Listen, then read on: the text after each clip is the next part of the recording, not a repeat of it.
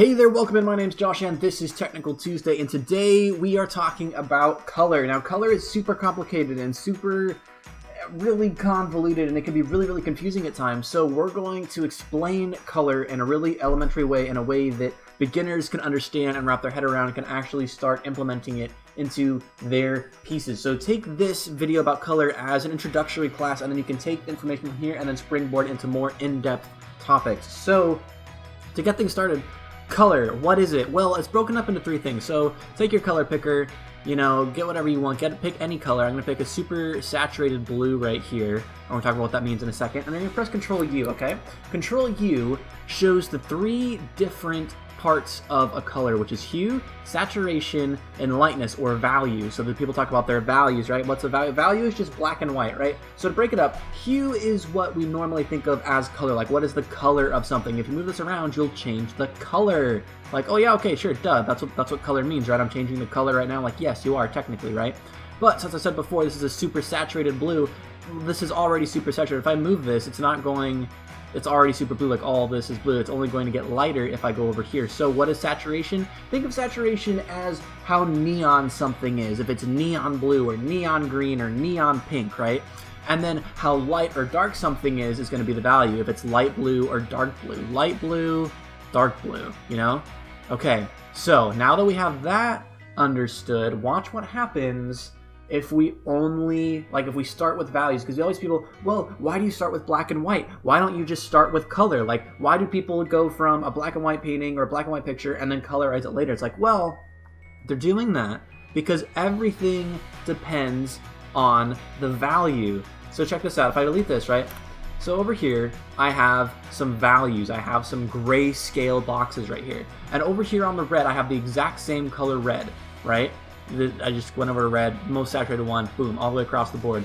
But because they're different values, they're going to show up as different hues. They're going to show up as different colors. Check this out. So it's the exact same red all the way across the board, right? If I just click on, if I just make a new one right here and I go to red, right, and I make a square, that's the color red I'm doing. And I put it all the way across the board, and they still generally keep their same format. So now if you go into here, right, and you change the value, you'll end up changing some of that color.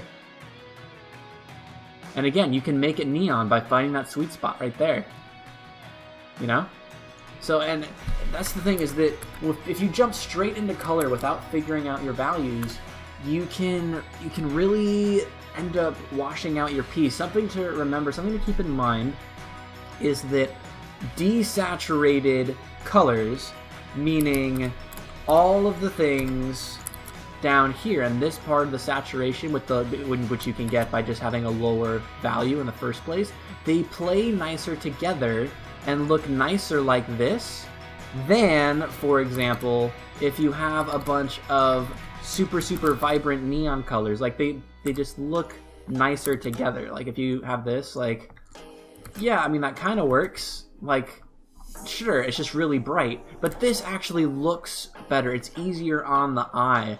And we can get into that a little bit later, but that's more of an advanced thing. You also have the color wheel over here. So this is kind of a triangle, but if you look at this circle over here, right, this is like the color wheel. And colors on the opposite end are complementary. This is a plugin, by the way, called Colors 2.5. Says it right here. It's amazing. Totally recommend it. And this mode right here shows what complementary colors are. So complementary colors, now that we talked about value and how it impacts hue and saturation, we're going to talk about complementary colors. So if you just look up a picture of a color wheel, you'll find a color wheel all over the internet. Here, I'll throw one up. Boop, there's a color wheel. See? And what it is that if you have colors on opposite ends of the circle, that means they're complementary. That means that they go well together regardless of the saturation used. Just those hues go together. So you have, this color and this color. They go well. Blue and yellow, blue and orange, right? If you desaturate them, they still go well together. If you lower the value, they still go well together. They're just buds, right? Even if you bump it all the way up. Like, so if you want colors to harmonize, if you want colors to look cool, start just as a base of picking colors on opposite ends of the color wheel and go from there and find your complementary colors. Those are called complementary colors, so you can just type in complementary colors and you'll find a whole bunch of deeper explanation about that. So that was the super general gist of colors. Super, super basic. Extremely basic. You can get so much more complicated. So a great resource to follow up on this. Psycrat has a video about color right here. I'll link it for you in the description below. Click on that if you want some more. But again, the biggest takeaways to remember is that value is a huge primary indicator of how your color will look in the end. So if you get your values right, if you get your grayscale looking right, and you get it looking sexy without color, the color is just going to make it pop. As a final note, if you want your colors to pop and look more neon, put your colors on a dark background. Right now, like, I'm not changing the colors, I'm only changing the background, but look what happens. You see how much more this red pops? If you want your colors to pop, put your colors on a dark background. Alright, that's it for this Technical Tuesday. Thank you so much for watching. If you like this, be sure to like, comment, subscribe, leave another comment. Leave to help build that community. That'd be great. For more about me, check out my Instagram. And I also have a Patreon and Discord that you can check out as well. We would love to have you.